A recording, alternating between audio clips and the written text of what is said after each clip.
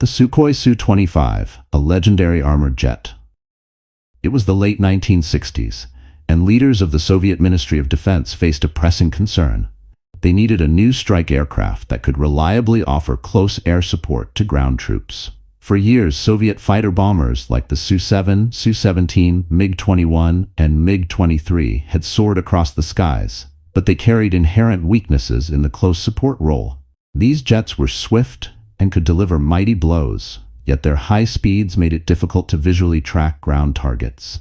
Even worse, they lacked the sturdy armor necessary to withstand anti-aircraft fire.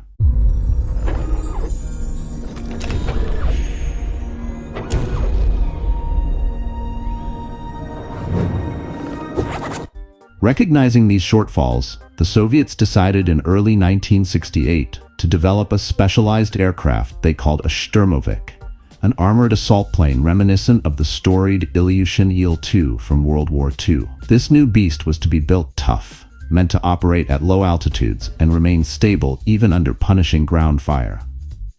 Leading the design effort was Pavel Sukhoi and the Sukhoi Design Bureau, who had been instrumental in shaping Soviet aviation. By 1972, work on the first two prototypes began in earnest, maiden flight and production. On February 22, 1975, the very first prototype, known as the T-81, took to the sky. Test pilot Vladimir Ilyushin guided it on that inaugural flight, giving shape to a future icon. After a stretch of testing and fine-tuning, the Soviet government greenlit series production. The final assembly line was established at Factory No. 31 in Tbilisi, located in the Georgian Soviet Socialist Republic. This factory had expertise producing the MiG-21 trainer, but soon shifted its main output to the new close support jet. By 1978, the production lines were abuzz with activity, churning out what would soon be designated the Su-25. Built primarily of aluminum, steel, and titanium, this aircraft wasn't designed merely for speed. Its entire purpose was to be a floating shield, a flying gun that could plow through danger to protect ground forces. It was initially introduced under the nickname Grach, meaning rook in Russian, referencing both its blackish exterior and its ominous presence in the battlefield. Across NATO circles, the Su-25 was labeled Frogfoot. Early variants and upgrades. The Su-25 gave rise to several variations in subsequent years. Among the first was the Su-25UB, a two-seat trainer version that allowed new pilots to get comfortable with the aircraft's handling and weapons systems. There was also the Su-25BM, specifically modified for target towing duties, essential for military training exercises. For foreign export customers, Sukhoi offered the Su-25K, a version largely identical to the baseline model, but with certain cockpit and avionics tweaks to match customer requirements. As technology advanced, so did the Su-25. By 2012, some units were modernized to the Su-25 SM standard. This enhanced version boasted improved avionics, better self-defense systems, and more precise navigation and targeting tools. However, the biggest leaps came from specialized variants like the Su-25T and Su-25TM, often called the Su-39, designed primarily for anti-tank operations. Despite their promise, these newer variants weren't produced in large numbers. Armored design for close air support, the Su-25 was the embodiment of a rugged support aircraft. Its rectangular mid-fuselage housed two non-afterburning R95SH turbojet engines, each generating about 9,930 pounds of thrust. They were situated in pods along the rear fuselage, leaving the central portion of the plane free for reinforced armor plating, the cockpit, a large internal fuel tank, and an extensive sensor suite. When the pilots sank into the cockpit, they sat inside a titanium bathtub. This protective shell was designed to shield them from bullets and shrapnel. 6 millimeters, or about a quarter-inch of titanium plate encircled crucial areas, with the sides thick enough to endure potent ground fire. The canopy overhead offered a limited view, yet gave the pilot enough forward and side visibility to locate and engage battlefield targets. The wings, a distinctive trapezoidal shape, were mounted high on the shoulders of the fuselage. Fitted with flaps, ailerons, and 5 hardpoints per wing, they allowed for a fearsome arsenal of bombs, rockets, guided missiles, and gun pods. Su-25 pilots could launch air-to-ground rockets such as the S-8 or heavier ones like the S-24 or S-25, aimed at fortified enemy positions. Each wingtip also housed air brakes within protruding fairings, helping the Frogfoot slow down in steep dives. Perhaps the greatest testament to its role in close support is the built-in 30mm GSH-30-2 cannon. Positioned under the cockpit, it packed a 250-round magazine capable of ripping through ground targets or lightly armored vehicles. Its muzzle was aligned carefully below the nose so that recoil wouldn't destabilize the plane. This direct fire capability gave pilots a potent tool for surgical strikes. Operational service begins. By 1981, the Su-25 was rolling off production lines in significant numbers. The very first unit assigned to operate the new plane was the 80th Assault Aviation Regiment, stationed at Sitalkay Air Base in the Azerbaijan Soviet Socialist Republic. Soon after, a smaller component, the 200th Independent Assault Aviation Squadron, shipped off to Shindand Air Base in Afghanistan. It was here, in the rugged mountains and harsh environment, that the Su-25 would gain a reputation as a fearsome, reliable attack platform. In Afghanistan, the Su-25 flew countless missions targeting the Mujahideen. Operating from forward air bases, these planes soared over treacherous terrain to deploy bombs and rockets against enemy hideouts. Pilots marveled at how well the airframe held up despite receiving heavy ground fire. Over the conflict's duration, the Frogfoot performed tens of thousands of sorties. Though losses did occur, both from anti-aircraft fire and accidents, the plane's resilience was obvious. Iraq and the Iran-Iraq War. The Su-25's export success meant that other air forces also tested its mettle. One notable customer was Iraq, which acquired the aircraft during the 1980s. The type became integral to the Iraqi Air Force during the long Iran-Iraq War, from 1980 to 1988. Nicknamed by some Iraqi pilots as a flying tank, the Su-25 took on various ground attack tasks. While Iranian air defenses did succeed in downing at least one Su-25 using a Hawk surface-to-air missile, most of these aircraft completed mission after mission. Their success led to high praise within Iraq, culminating in the decoration of all Su-25 pilots with the country's highest military honors. The Gulf War. When the 1991 Persian Gulf War erupted, Iraqi Su-25s found themselves outmatched by a massive coalition air force. The majority never launched, or if they did, they faced nearly insurmountable odds. Some Iraqi pilots elected to flee to Iran with their aircraft, preferring exile over destruction on the ground. In a rare recorded air-to-air encounter, 2 Iraqi Su-25s were intercepted and shot down by United States Air Force F-15C Eagles. The ruggedness that served the Frogfoot well in lesser contested airspaces couldn't overcome coalition dominance. Other conflicts and global use. Following the Soviet Union's breakup, the Su-25 ended up in the inventories of various newly independent republics as well as existing allies. Georgia, where they were originally manufactured, used them in the Abkhazian War of the early 1990s. Russia itself deployed the Su-25 extensively during the First and Second Chechen Wars, employing them to strike insurgent positions and maintain air superiority. In Africa, countries like Chad, Sudan, and the Ivory Coast turned to the Su-25 for ground attack duties in local conflicts. Notably, in 2004, an Ivorian Su-25 attacked French peacekeeping forces by mistake, causing an international incident. Meanwhile, the plane also saw service in Macedonia's conflict against Albanian insurgents in 2001 and was used by both sides during the 2008 Russo-Georgian War. Modern conflicts. Syria and Ukraine. As recently as the mid to late 2010s, the Su-25 participated in high-profile engagements. Russia deployed several to Syria starting in 2015, where they conducted precision strikes on militant targets. The aircraft's capacity for low-altitude operations, along with advanced avionics on upgraded models, made them surprisingly efficient in desert operations.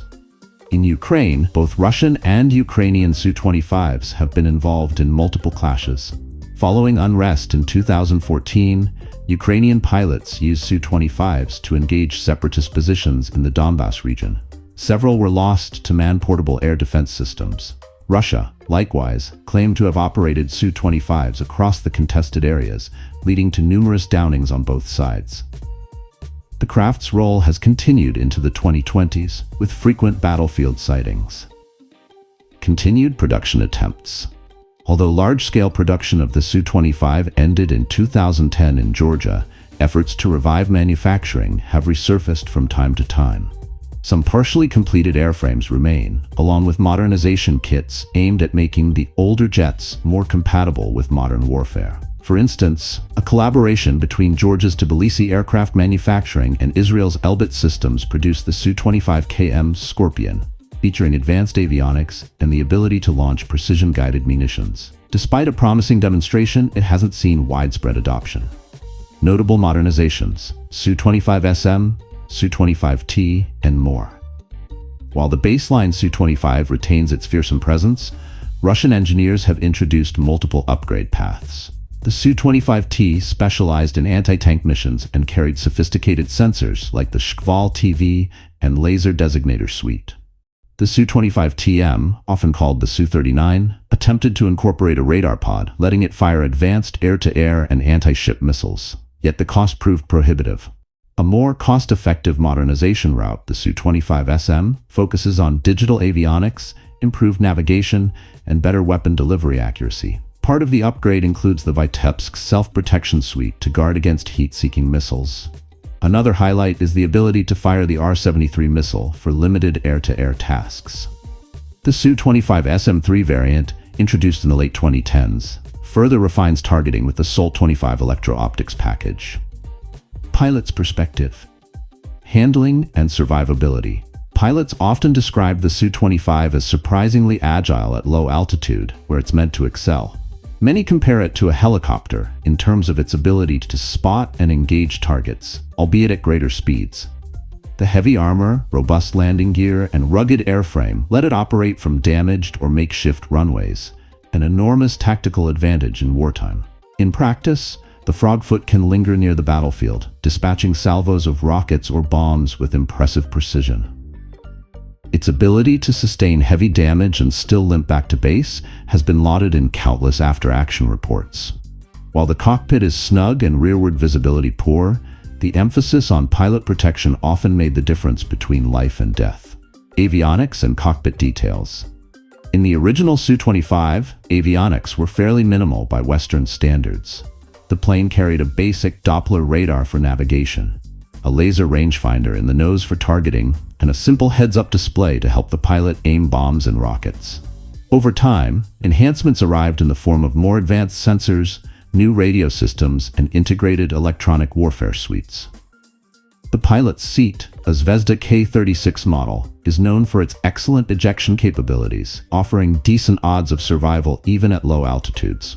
Behind the seat, a titanium bulkhead provides additional protection. Though instrumentation differs among variants, the essence remains the same. Keep it reliable, keep it tough, and keep it easy for pilots to operate in rugged conditions. Combat tactics and weaponry. When loaded for combat, an Su-25 can carry upwards of 8,800 pounds of munitions distributed across 10 underwing hardpoints, 11 if you include the centerline station in certain variants. Common loads include rocket pods for the S-8 or S-13 rockets, free-fall bombs, cluster munitions, guided missiles like the KH-25 and KH-29, and external fuel tanks for extended range.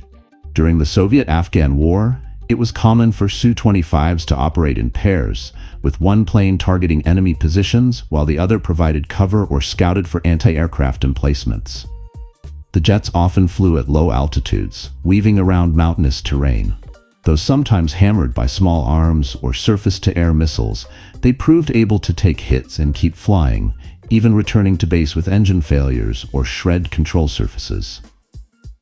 Chechen Wars and beyond.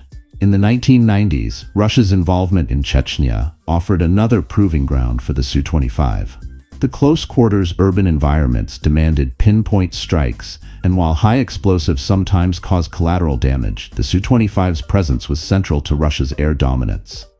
It also exposed how dangerous anti-aircraft guns and man-portable systems could be. Several Su-25s were lost to ground fire. In the early 2000s, the Second Chechen conflict again saw Su-25 operations. pilots tried to adapt tactics by flying higher or at night, but the essence of close air support often demands proximity to the fight. The Frogfoot's signature armor meant many returned battered but fixable. Russian historians often cite these wars when discussing the cost-effectiveness of a robust, straightforward attack aircraft. Africa and other hotspots beyond Russia. The Su-25 made appearances in African conflicts. Sudan, for instance, used them in the war in Darfur. They also showed up in the Ivory Coast during the Civil War, culminating in a tragic incident in 2004 when a Su-25 bombed a French peacekeeping position by accident, leading to French retaliation that destroyed the Ivorian Air Force's small fleet. Ethiopia and Eritrea also found the Su-25 valuable in their border war, employing it to strike ground forces. While Ethiopian Su-25s had some success, they also faced advanced enemy fighters like the MiG-29. One recorded case saw an Ethiopian Su-25 downed in air-to-air combat. Even with a robust frame, the Su-25 was never meant to take on modern fighters head-to-head. Upgrades and the future. Although the Su-25's basic shape and function remain largely unchanged, modern electronics have found their way into many active airframes.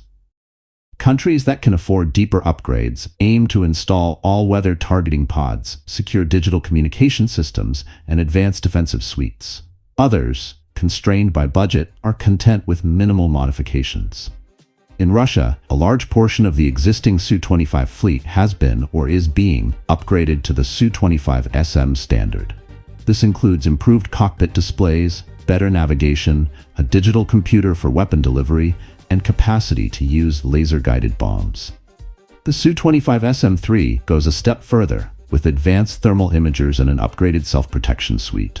While brand new production lines have mostly wound down, the Su-25's story is far from over. Even decades after its first flight, it continues to serve in multiple air forces.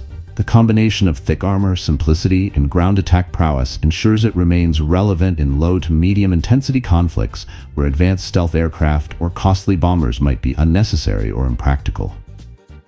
Legacy of a flying tank. The Su-25 earned many nicknames: Rook in its Russian homeland, Frogfoot by NATO, and Flying Tank by various aircrews. Each moniker reflects a different facet of its personality. Though overshadowed by more glamorous fighters or bombers, this plane was designed to do one thing well: support troops on the ground. And it did so with unflinching determination. For countless pilots, the Su-25 represents a bond of trust. If a mission went south, if ground fire lit up the plane, the armor around them might be the difference between making it home or becoming a statistic. That sense of protection, combined with the ability to dish out serious firepower, made the Frogfoot a beloved platform. Even as modern jets push the boundaries of speed and stealth, there's something timeless about the Su-25's no-frills approach. It's a craft that thrives on direct confrontation, rolling in low under the radar, unleashing a barrage of rockets, and climbing away while the dust settles below. War changes, technology advances, but the fundamental need for a tough, well-armored support aircraft endures, and that is the Su-25's legacy.